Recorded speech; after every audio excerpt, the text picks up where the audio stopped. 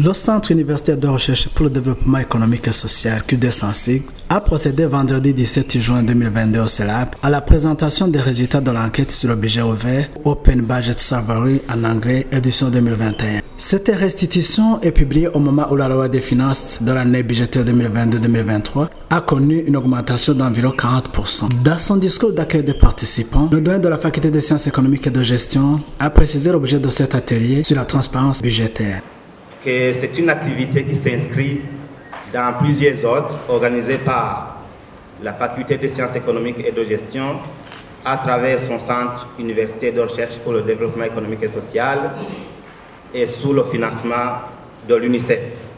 Nous vous invitons donc à suivre très attentivement les présentations qui vont avoir lieu et qui sont sûrement riches d'informations qui vont nous permettre tous de savoir les aspects sur lesquels il faudrait beaucoup plus travailler pour permettre l'amélioration de la transparence budgétaire dans notre pays. Professeur Djibé Nyongabo, directeur du CURDES, nous a partagé le contenu et l'objet de la restitution des résultats de l'enquête sur le budget ouvert, édition 2021. Alors, l'enquête sur le budget ouvert, je dois dire que c'est une enquête. Bon, c'est vrai que toutes les enquêtes, ils ont toujours un questionnaire.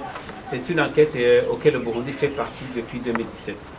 Alors, cette édition, pour nous, elle est la troisième, parce qu'on a présenté en 2017, en 2019, et puis 2021 qui vient de sortir. Il est sorti mondialement le 30 mai, le rapport est sorti le 30 mai 2022, et nous l'avons présenté aujourd'hui pour le cas du Burundi. Cette enquête est basée sur trois piliers. Le premier pilier, ça porte sur la transparence budgétaire. Le deuxième pilier, ça porte sur la participation du public, et le troisième pilier porte sur le contrôle. Je dois dire que pour le budget qui va venir, donc tel qu'il est sorti au projet de loi, on va dire tel qu'il approuvé par le Conseil des ministres, nous en profitons pour dire c'est très intéressant d'avoir la publication des documents. Alors par exemple aujourd'hui, si vous allez sur le site, où est-ce que vous pouvez trouver tous les documents? Il y a l'exposé des motifs qui est disponible sur l'Assemblée nationale. Donc si vous allez sur le site de l'Assemblée nationale, vous pouvez télécharger ce document.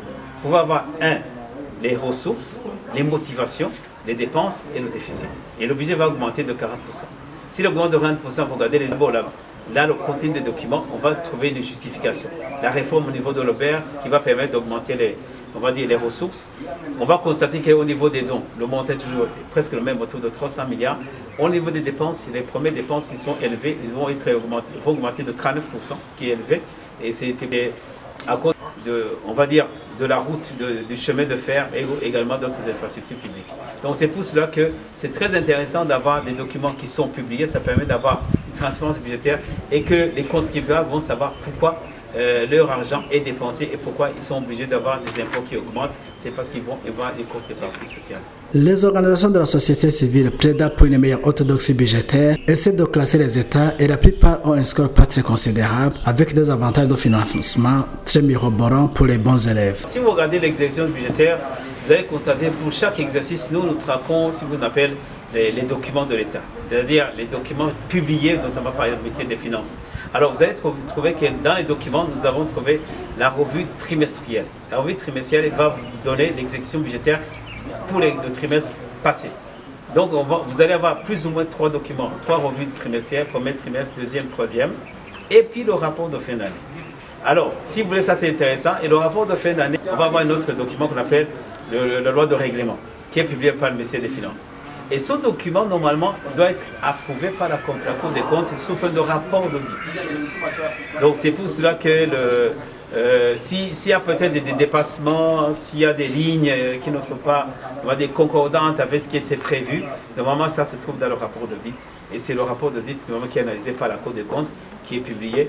Et normalement ça peut donner, on va dire, comme ce document est discuté également au niveau du Parlement, donc ça donne, si vous voulez, l'occasion, on va dire, aux représentants du peuple de poser des questions et également de faire d'autres conséquences. Ils peuvent faire ce qu'ils appellent des investigations, ils peuvent faire peut-être aller jusqu'aux juridictions pour savoir si tout a été fait correctement. Je vous remercie.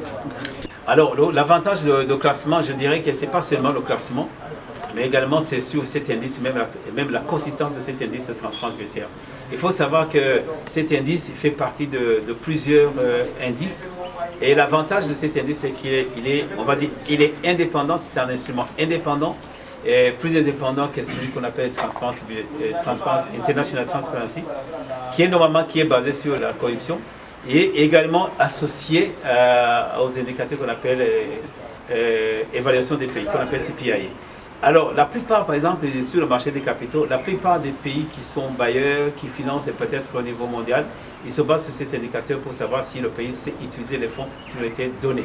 Pas seulement donnés, mais également empruntés. Donc, si vous êtes un pays qui est tout à fait redevable avec de bons indicateurs, je pense que ça permettra, par exemple, au Burundi des années à venir d'emprunter sur le marché international des capitaux, qui est normalement, si vous regardez dans la plupart des pays, si vous regardez par exemple la République dominicaine, elle est classée parmi les premiers, vous allez constater que l'investissement des étrangers est très élevé.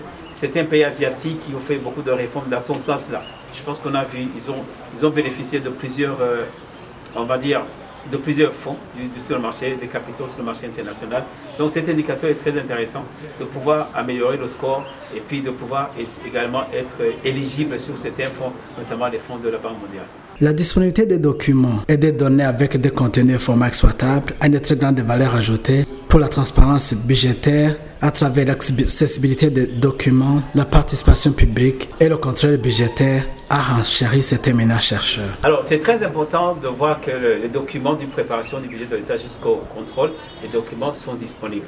Cet indicateur est basé sur la transparence, ça veut dire l'accessibilité des documents en ligne. Ça veut dire que le ministère des Finances produit 7 documents sur 8. Le premier document, il s'appelle la lettre de cadrage budgétaire.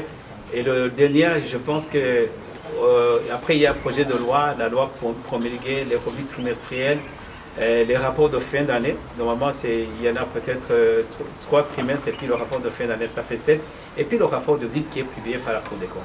Donc il existe 8 documents qui sont analysés pour savoir si tous ces documents ils ont été produits et publiés à temps et en ligne. Ici, pour le Burundi, nous avons eu que 2 sur 8, ce qui fait que notre score sur la transparence budgétaire, nous avons eu 9 sur 100. Et pour la participation du public, nous avons eu 0, parce qu'en fait, mondialement, la plupart des pays ils ne font pas participer leur population lors de l'élaboration des documents de projet de loi. Ici, par exemple, les discussions se font avec les députés à l'Assemblée nationale, mais également avec les sénateurs, mais il n'y a pas de participation directe du public. Je pense que c'est une analyse qu'on va faire. Et puis le troisième pilier, ça concerne le contrôle budgétaire, c'est regarder si les institutions, le législatif, le Parlement, le Sénat et la Cour des comptes, ils ont exercé leur pouvoir de contrôle de l'exécutif à travers ces documents.